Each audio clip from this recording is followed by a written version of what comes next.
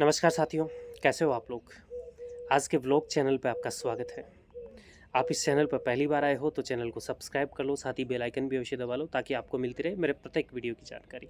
इसके साथ साथ अगर आप मेरे legal law with ADV Mukesh Bagdiya जो केवल लॉ विषय पे जो कानूनी मुद्दे हैं उन पे वीडियो बनाता हूँ, उस पर उसको चैनल को सब्सक्राइब नहीं कर रखा है तो उस पर भी जाइए और चैनल को सब्सक्राइब कर लीजिए। आज हम चर्चा करने वाले हैं जो मेरे वकील साथी हैं उनकी लाइफ में जो स्ट्रगल आते हैं उनको कैसे डील करना चाहिए, उसके सेकंड पार्ट में। पहले पार्ट में हमने जाना था कि कोई यंग अधिवक्ता है, कोर्ट में जाते हैं, उनको क्या क्या चीज़ें करनी चाहिए लाइफ में। आज हम जानेंगे कि एक समस्या खड़ी हो जाती है, उस पर कैसे चर्चा करेंगे।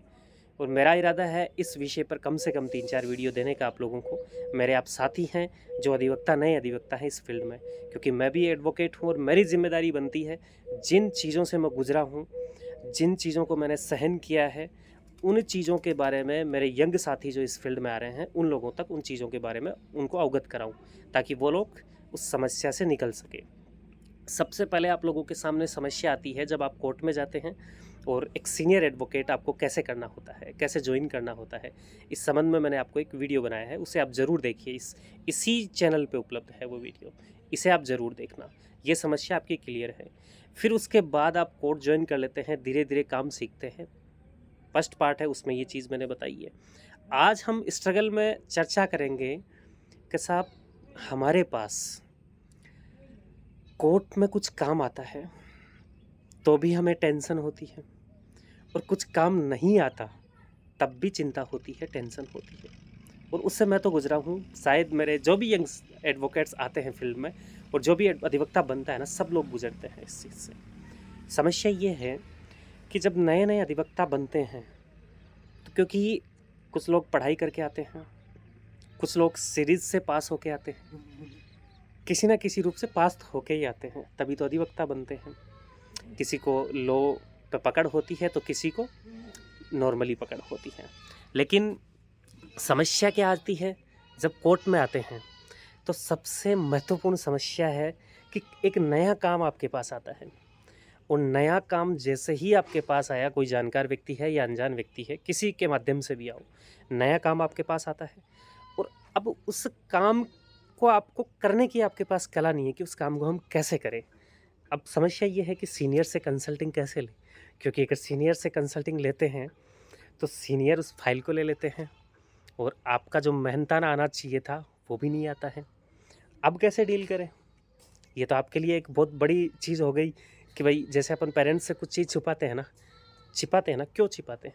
कि हमारे अच्छे के लिए। क्योंकि पेरेंट्स क्या होते हैं, इतने पॉजिटिव में चलते हैं, इतने मतलब चीज़ों को पता नहीं कैसे होते हैं, छोटी-छोटी बातों को पकड़ते हैं और छोटी-छोटी बातों में पता नहीं कैसे ऐसे समझते हैं। कई बार हमने देखा है ना, छोटी-छोटी बातों को पकड़ लेते हैं और उन पे बात करना चाहते हैं, उनको थोड़ा-सा हाइलाइट कर देते हैं वो लोग। जबकि लाइफ में रिस्क तो सबको लेना पड़ता है। और उसी प्रकार क्या है, जैसे सीनियर है तो सीनियर को आप हर छोटी से छोटी चीज़ तो नहीं बता सकते। ज़रूरी थोड़ी है कि जो काम आपके पास आया है वो सीनियर के लायक ही हो। गाड़ी छुड़वानी है, अब आपके मन में डर है कि यार सीनियर से बात भी नहीं कर सकते और काम करना अपने को आता भी नहीं है। तो आजकल तो यूट्यूब हैं, गूगल हैं, इन पे काफ़ी माध्यम है सीखने के लिए। और इससे इससे भी बड़ा माध्यम पता है क्या है? कोर्ट में जो आपसे पहले ज्वाइन करता है ना, लगभग साल 1.5 साल की प्रैक्टिस है आपसे आगे, वो आपका सबसे बड़ा माध्यम है। उसे पकड़ लीजिए आप और थोड़ा-सा लालच उनको दे दीजिए कि जो मुझे मिलता है थोड़ा-सा आपको दे देंगे। अगर आपका सीनियर कॉर्पोरेट नहीं करे, आपको कोऑपरेट नहीं करे, अगर सीनियर ऐसा है जो आपको सिखाता है, आपको कहे बेटा काम कीजिए आप, कोई दिक्कत नहीं है, आपके पास काम आया है, आपके पास कुछ भी आया है, मैं आपका सहयोग करूँगा, तो फिर आपको दिक्कत ही कहाँ है? उनके माध्यम से कर लीजिए। अगर ऐसा नहीं है, क्योंकि समस्याएँ तो कई है लाइफ में, अगर ऐसा नहीं है तब उस बंदे को पकड़ना है। और सबसे महत्वपूर्ण चीज़ बताऊँ, जैसे आपको गाड़ी छुड़वानी है कोई, यही आते हैं नए-नए अधिवक्ताओं के पास काम। तो आपको क्या देखना है, एप्लीकेशंस किस चीज़ की लगानी है, सुपुर्दगी की, किस सेक्शन में लगानी है, अब तो बीएनएसएस आ गया, सेक्शंस देखना है। फिर आपका इंटेंशन क्या है, गाड़ी प्राप्त करना चाहते हो, तो अब मैटर क्या होगा कि साहब मेरी ऐसी-ऐसी गाड़ी है जो पुलिस ने जब्त कर रखी है, और इस गाड़ी अगर ये गाड़ी थाने में खड़ी रही तो ये क्या हो जाएगी, बंगार हो जाएगी। धूप में खड़ी है, कल पुर्जे ख़राब हो जाएंगे, बारिश में भीगेगी तो, और कई चीज़ें हैं ना।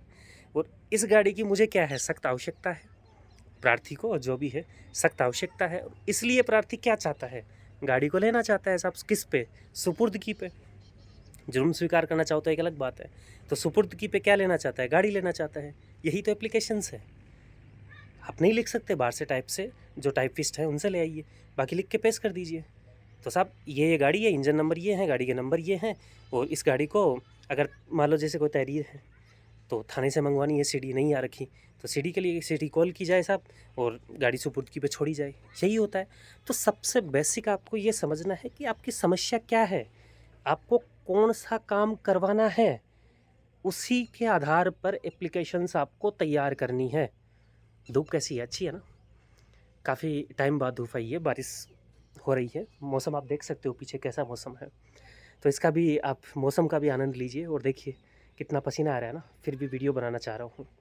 हाँ, तो हम बात कर रहे थे अपनी लाइफ के स्ट्रगल पे। तो पहला स्ट्रगल यही आता है। अब मान लो ये तो एप्लीकेशंस थी, फाइल आ गई, अब क्या करेंगे? तो भाई सीनियर से राय ले लीजिए अगर फाइल अच्छी है तो, क्योंकि किसी का नुकसान हो तो वो ठीक नहीं रहेगा। एक क्लाइंट पैसे कमाने के चक्कर में अगर क्लाइंट को खो दोगे, क्लाइंट का गलत काम करके, तो नुकसान हो जाएगा। बेसिक अगर आपको नॉलेज है, साल 1.5 साल 2 साल की मेहनत है आपकी अच्छी, तो आपको तो दिक्कत होने वाली नहीं है, आप फाइल तैयार कर लोगे। फाइल में भी यही मुद्दा है, क्या चीज़, क्या रिलीफ चाहिए आपको। सिविल की हो सकती है, क्रिमिनल हो सकती है, रेवेन्यू हो सकती है। तो आपको रिलीफ क्या चाहिए, उसके बिहाफ पे आपको बात करनी है, उसी के आधार पर ड्राफ्टिंग होनी है आपकी। टाइपिस्ट आप नहीं हैं, आपको टाइपिस्ट का काम नहीं आता, तो टाइप कोर्ट के बाहर होते हैं टाइपिस्ट वाले। अब इसमें भी दो चीज़ें वही लागू होती है। सीनियर कैसा है, सीनियर ठीक है, समझाने वाला है, तो कुछ चीज़ें फाइल में ऐसी होगी जो आप नहीं कर पाओ, तो सीनियर को असिस्ट कीजिए, उनके साथ काम कीजिए। कुछ फिक्स कर लो कि सर आपको इतने पैसे इसमें मिल जाएंगे, बाकी आप मेरा सहयोग कीजिए, काम मैं करूँगा। आपका शब्द क्या होना चाहिए, काम मैं करूँगा, लेकिन फिर भी आप मुझे गाइड करना, आपको इस फाइल पे मैं इतना पैसा पे करूँगा। ये जो चीज़ होगी ना, ये आपको जो चीज़ सिखा के जाएगी ना, वो बहुत बड़ी चीज़ होगी। इसमें आपका सीनियर आपको खुल के साथ देगा और आप काम सीख जाओगे। ये स्ट्रगल ही होता है। काम नहीं आए तो चिंता ये है कि जेब में पैसे नहीं है, खर्चा नहीं है आपके पास, और काम आ गया तो चिंता ये है कि काम करूं कैसे। नए अधिवक्ताओं की तो यही है सिस्टम। तो इसी परिस्थिति से गुजर के आगे बढ़ते हैं सब लोग। कोई भी ऊपर से सीख के नहीं आता। ये कहते हैं ना, हमारे टीचर भी हमें कहते आए हैं कि ऊपर से कोई सीख के नहीं आता बेटा, सीखना इसी क्लासरूम में है। तो आप लोगों का क्लासरूम, हम लोगों का, आप लोग में मैं भी शामिल हूँ क्योंकि मैं भी तो अधिवक्ता ही हूँ, तो हम लोगों का क्लासरूम कोर्ट है। कोर्ट और कोर्ट का परिसर और क्लाइंट, ये सब अपने क्या है, क्लासरूम है। ये सारे क्लासरूम का वातावरण है जो हमें सिखाएगा। और धीरे धीरे, हड़बड़ी नहीं होनी चाहिए इस फील्ड में कि एक फ़ाइल आ गई मैंने सीनियर को दे दी या उनसे असिस्ट करवा ली तो मैं तो कब पैसे कमाऊंगा, कब सीखूंगा। नहीं, सीखोगे धीरे धीरे। तो ये तो पहला स्ट्रगल था। अब आगे बढ़ते हैं। फाइल कोर्ट में पेश भी करनी है, उसकी स्टेप भी नहीं पता है। थोड़ा दिन जूनियरशिप कर रखी है तो आपको स्टेप पता होगी। जूनियरशिप नहीं कर रखी तो सीनियर से आप कंसल्ट कर लीजिए। सीनियर ऐसा नहीं है, सबसे बड़ी बात ये ऐसा नहीं है, तो फिर मैंने कहा था आपको 1.5-2 साल जिसकी प्रैक्टिस हो उसको ज्वाइन मत करना, उसका साथ लेना। उनको कहना कि साहब, भाई साहब, उसमें यही कहना होता है लगभग कि भाई या फिर भाई साहब, आप मेरा इस फाइल में सहयोग कीजिए, नया नया काम आया है मेरे पास और मैं आपका जो भी मेहनताना बनेगा वो मैं आपको पे करूँगा, पर मेरा सहयोग कीजिए। फिर वो आपको सहयोग करेंगे। और आज के इस व्लॉग में इसी विषय पे हम चर्चा करने वाले हैं। बाकी थर्ड पार्ट में आगे बढ़ेंगे इससे आगे की प्रोसेस पे। अब इससे क्या होगा, जैसे आपने या तो अपने सीनियर को या फिर अपने कोई ऐसे साथी को जिसकी अच्छी प्रैक्टिस है 1.5-2 साल की, उसको असिस्ट किया, तो जो भी समस्या आने वाली है ना, उनसे आप जल्दी से निपट पाओगे। कई बार क्या होता है कि जैसे देखो क्या होता है, हर चीज़ की कला होती है। जैसे कोर्ट में आपको बोलना है तो ये अभिव्यक्ति की कला है। आपने कोई फाइल तैयार कर ली, ये आपका सबसे पहला स्ट्रगल। पहला स्ट्रगल तो क्या है, फाइल आना आपके पास।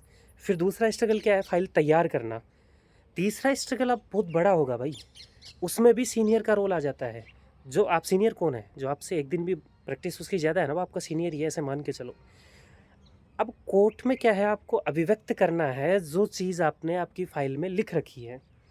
जजेस के सामने आपको जाना है। सबसे बड़ा स्ट्रगल यहाँ आपके लिए पैदा हो जाता है।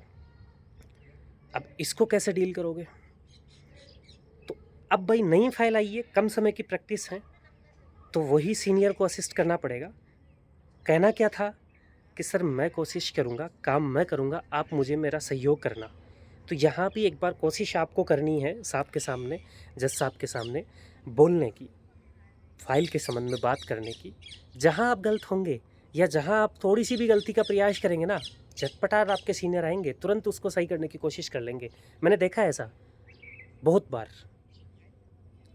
आपकी फ़ाइल का नुकसान नहीं होगा, नहीं होने देंगे बिल्कुल भी। तो ये चीज़ आप ज़रूर कर लेना। और अभिव्यक्ति की कला होती है ना, ये तुरंत नहीं सीखी जा सकती। इसीलिए तो कहता हूँ कि नए नई प्रैक्टिस में जब आते हो तो हड़बड़ाहट मत करना। बहुत ज़िंदगी पड़ी है भाई, ये तो एक शुरुआत है। 1 साल, 2 साल, 3 साल, 5 साल, उसके बाद तो फाइलें ही फाइलें हैं, काम ही काम है। कौन से रिटायरमेंट होने वाले हो इस फील्ड में आप? कोई रिटायरमेंट ही नहीं है भाई। आराम से लाइफ टाइम यही काम करना है। लोग रिटायर होकर इस फील्ड में आते हैं और अपना अच्छा काम करने लग जाते हैं उसके बाद भी। तो आपने तो नए बंदे हो, शुरुआत करी है इसमें, आपको तो इसमें करियर बनाना है। तो इसलिए अभिव्यक्ति की कला भी विकसित होने में समय लगेगा। सीनियर को देखोगे, पीछे खड़े होंगे, उसके बाद कैसे बोलते हैं फाइल में, क्या क्या तरीके हैं, किस तरीके की फ़ाइल है, रेमेडी क्या चाहते हैं फ़ाइल की, ये भी आपको देख लेनी चाहिए जिस सीनियर के आप यहाँ हो। कि जिस फाइल में सीनियर बहस कर रहे हैं, आर्गूमेंट कर रहे हैं, उसमें उसकी क्या रेमेडी चाह रहे थे वो, और किस तरीके से उन्होंने उसमें आर्गूमेंट किए हैं, वैसी ही आपकी फ़ाइल में होगा। सिविल फाइल पेश कर दी तो उसमें आपको एंट्री मिस्टे चाहिए होगा, क्योंकि वकील के लिए तो क्या है साहब, बेल और एंट्री मिस्टे, ये 2 चीज़ तो अहम चीज़ें हैं। इन्हीं से तो वकील का दिमाग चलता है। तो इन्हीं चीज़ों में गड़बड़ मत कर लेना, सहयोग लेके आगे बढ़ जाना। और